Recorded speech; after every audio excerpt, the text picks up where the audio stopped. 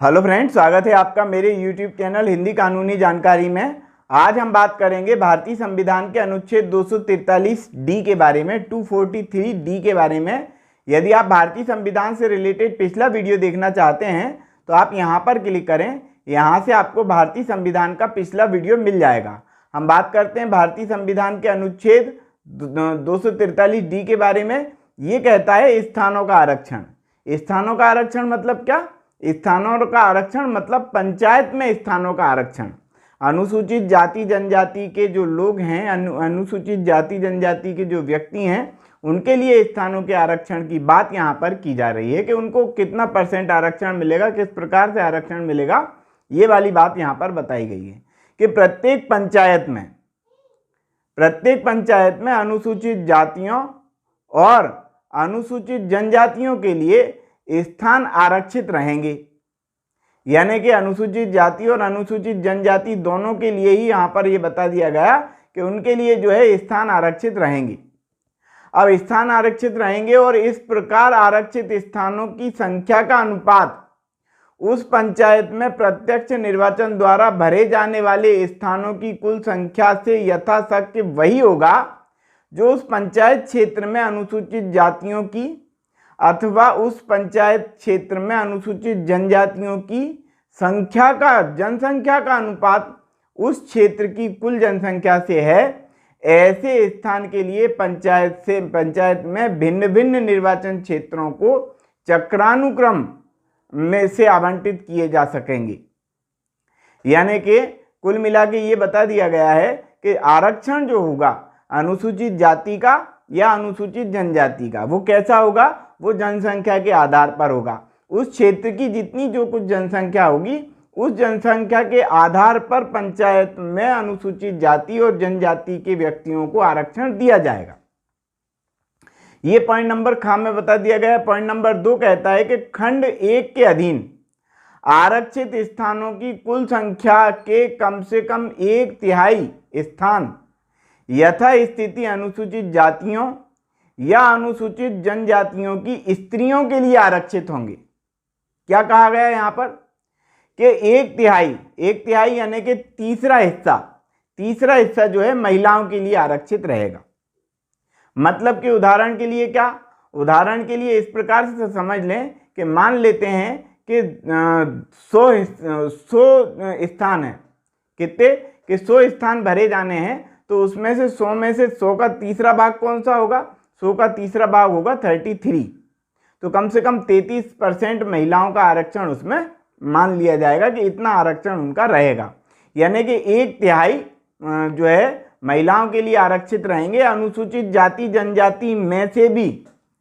अब point number 3 कहता है कि प्रत्येक पंचायत में प्रत्यक्ष निर्वाचन द्वारा भरे जाने वाले स्थानों की कुल संख्या के कम से कम 1/3 स्थान जिनमें उन स्त्रियों को भी शामिल किया गया है जो अनुसूचित जनजाति और अनुसूचित जातियों की महिलाएं हैं, उन स्त्रियों के प्रति जो आरक्षण किया गया है उनकी संख्या भी शामिल है, स्त्रियों के लिए आरक्षित रहेंगे।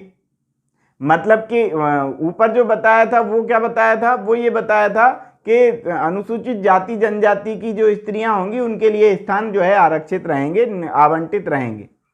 यहाँ पर क्या बता रहे हैं? यहाँ पे ये बता रहे हैं कि पंचायत में जो भी चुनाव होंगे उसमें 1/3 जो है उसमें स्त्रियां रहेंगी, अनुसूचित जाति जनजाति की भी रहेंगी और अन्य भी रहेंगी। यानी कि कुल मिला के 1/3 महिलाओं के लिए यहाँ पर आरक्षण कर दिया गया है। यदि मध्य प्रदेश की बात करें तो मध्य प्रदेश में तो 50% आरक्षण है। आधे पुरुष और आधी महिलाएं जो हैं चुनाव में भाग लेती हैं। संविधान में क्या बताया गया? संविधान में 33% का आरक्षण महिलाओं को दिया गया है।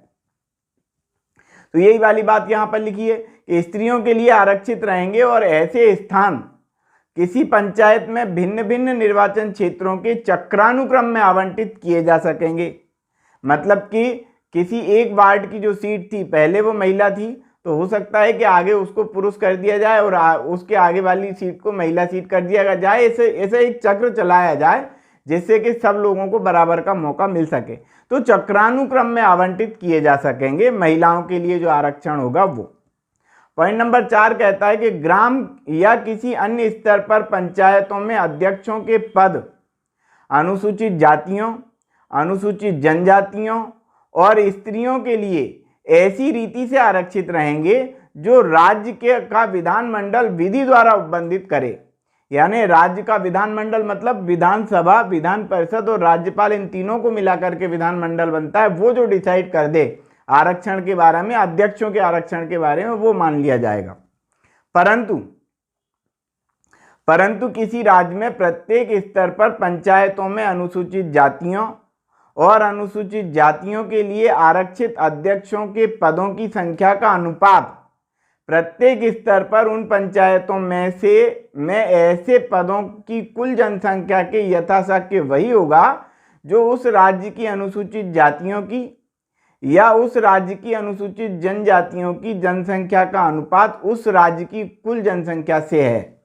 यानी उस राज्य की जो जितनी जनसंख्या होगी, कुल जनसंख्या जितनी होगी, उसके अनुपात में पंचायतों के अध्यक्षों का चुनाव, अध्यक्षों का आरक्षण अनुसूचित जातियों के लिए और अनुसूचित जनजातियों के लिए किया जा सकेगा, ये यहाँ पर बताया गया।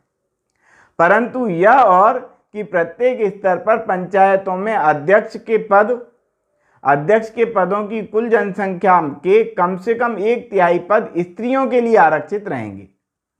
प्रत्येक स्तर की पंचायतों में अध्यक्ष के पद मतलब अध्यक्षों के पद जो होंगे वो कुल संख्या का जो है 1/3, यानी यहाँ पर भी 33% आरक्षण दिया गया है पंचायतों के मामले में।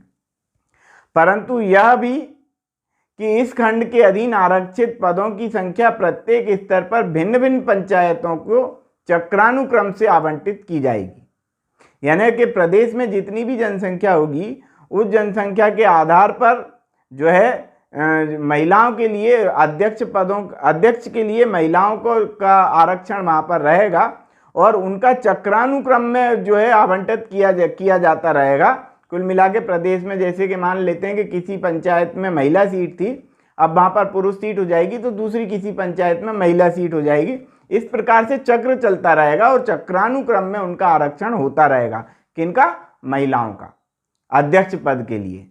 और क्या लिखा हुआ है इसमें? और लिखा हुआ है कि परंतु यह भी कि इस खंड के अधीन आरक्षित पदों की संख्या प्रत्येक स्तर पर भिन्न भिन्न पंचायतों को चक्रानुक्रम में आवंटित होगी, जो हमने पढ़ लिया है ना। 5वां पॉइंट कहता है कि खंड 1 और खंड 2 के अधीन स्थानों का आरक्षण और खंड 4 के अधीन अध्यक्ष के पदों का आरक्षण जो स्त्रियों के लिए आरक्षण से भिन्न है, अनुच्छेद 334 में विनिर्दिष्ट अवधि की समाप्ति पर प्रभावी नहीं होगा।